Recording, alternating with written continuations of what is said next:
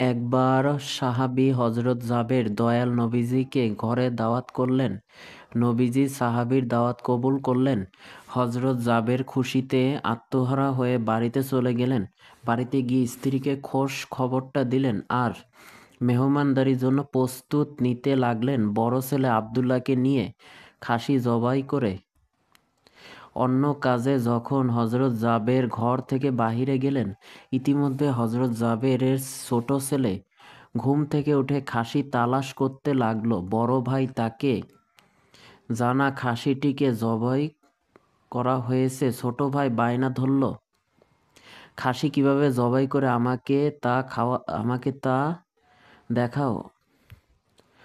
অগত্যা বড় ভাই ছুরি হাতে করে ঘরের পিছনে গিয়ে বলল, এখানে খাসি জবাই করা হয়েছে। ছোট ভাই জানতে চাইল কিভাবে, বর্ণনা করে বোঝাতে না পেরে অবশেষে বড় ভাই বলল, তাহলে তুমি মাটিতে শুয়ে পড়ো, আমি তোমাকে দেখাই। ছোট ভাই মাটিতে শোয়ার পর বড় ভাই তার গলায় ছুরি চালিয়ে জবাই করার নমুনা দেখাতে গিয়ে ছোট ভাইকে সত্যি সত্যি জবাই করে ফেলল।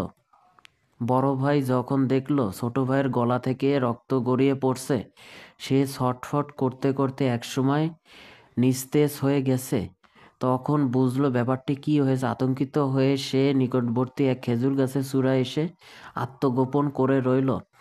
এদিকে হযরত জাবের পুত্রদের খুঁজে বাড়ির পিছনে এসে ছোট ছেলের অবস্থা দেখে থমকে গেলেন। অতঃপর তাকে বুকে ধরে স্ত্রীর কাছে গিয়ে বললেন, তাড়াতাড়ি একটি কম্বল নিয়ে আসো, বাচ্চাটিকে শুইয়ে দিই। স্ত্রী রক্তমাখা সন্তানের লাশ দেখে চিৎকার করে কাঁদতে লাগলেন। কিন্তু স্বামী হযরত জাবের তাকে সান্ত্বনা দিয়ে বললেন, আজ আমাদের শোক প্রকাশ করার দিন না, আমাদের দুঃখ দেখলে নবীজি সাল্লাল্লাহু আলাইহি সাল্লাম দুঃখিত হবেন। অতএব ধৈর্য ধারণ করো, কষ্ট হলেও মুখে হাসি ফুটিয়ে তোলো।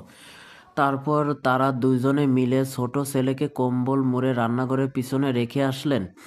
স্ত্রী রান্নার কাজে মন দিলেন। হযরত জাবের বের হলেন বড় পুত্র আব্দুল্লাহর খোঁজে। বাড়ির পিছনে গিয়ে ছেলের নাম ধরে জোরে জোরে ডাক দিলেন। গাছের উপর আত্মগোপন করে বড় ছেলে সব ঘটনা প্রত্যক্ষ করছিল আর ভয়ে কাঁপছিল।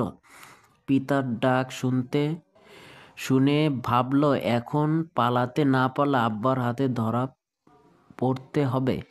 ধরা পড়লে আর রক্ষা থাকবে না। পালানোর উদ্দেশ্যে গাছ থেকে লাফিয়ে পড়ে আঘাতপ্রাপ্ত হয়ে সেও মৃত্যুর কোলে ঢলে পড়ল। পিতার কাছে গিয়ে দেখেন আব্দুল্লাহর দেহে প্রাণের স্পন্দন নেই। বড় ছেলেকে কোলে তুলে তিনি বাড়ির ভিতরে আসলেন। স্ত্রীকে বললেন আর একটি কম্বল নিয়ে আসার জন্য। বড় ছেলের এই অবস্থা দেখে দরদি মা পুনরায় আর্তনাদ করে উঠলেন। স্ত্রী তাকে পুনরায় সান্ত্বনা দিয়ে বললেন, ধৈর্য ধরো, আজ আমাদের দুঃখ প্রকাশের দিন না, আজ আমাদের পরম আনন্দের দিন। দয়াল নবীজি অল্প কিছুক্ষণের মধ্যে আমাদের ঘরে তশরিফ আনবেন। তারপর দুইজনে মিলে বড় ছেলের লাশ ও কম্বলে মুড়ে ছোট ছেলের লাশের পাশে রাখলেন।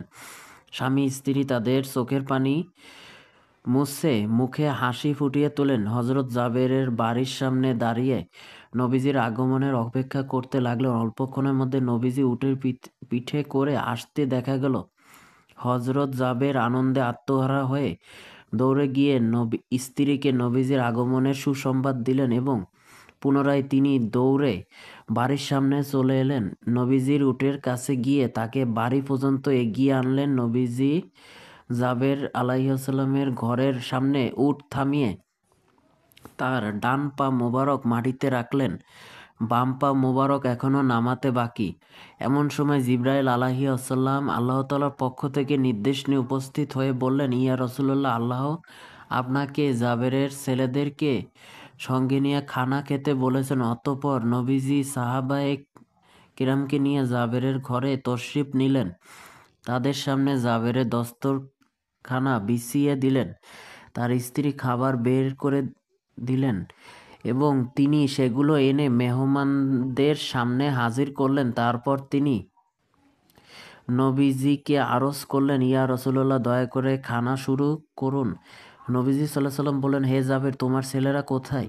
তাদেরকে ডাকো। হযরত জাবের বললেন, ইয়া হাবিবাল্লাহ, আপনি দয়া করে খেয়ে নিন, ছেলেদেরকে আমি পরে ডাকব। রাসূল সাল্লাল্লাহু আলাইহি ওয়াসাল্লাম পুনরায় বলল, তোমার ছেলেদের ডেকে নিয়ে এসো, তাদেরকে সাথে নিয়ে খানা খাবো। হযরত জাবের স্ত্রীর হাত জোর করে পুনরায় আরজ করল, ইয়া রাসূলুল্লাহ, আপনি খানা খেয়ে নিন, আমরা তাদেরকে ডেকে দিচ্ছি। তখন নবীজি সাল্লাল্লাহু আলাইহি সাল্লাম বললেন, হে জাবের, এইমাত্র জিবরাইল ফেরেশতা আল্লাহ তাআলার নির্দেশে জানিয়ে গেলেন আমি যেন তোমার ছেলেদেরকে